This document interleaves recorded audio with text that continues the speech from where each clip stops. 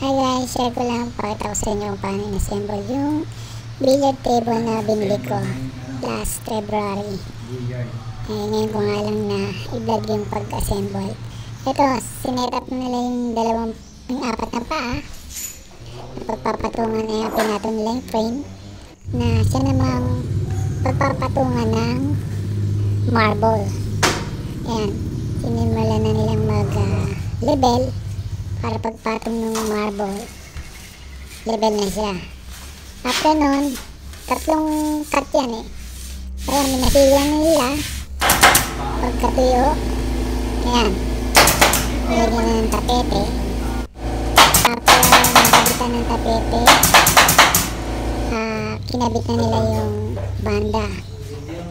Ayan, apat na banda or ways. Ayan na.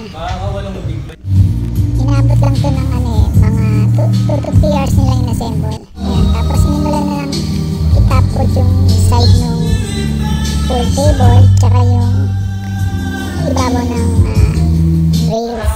Ayan na siya, di ba bilis? Pwede nilaruan. Napakabilis ng assemble. Tara, laro na tayo. Siguro gagaling na ako nito. Pwede tayo lumaban kay JB Sukal.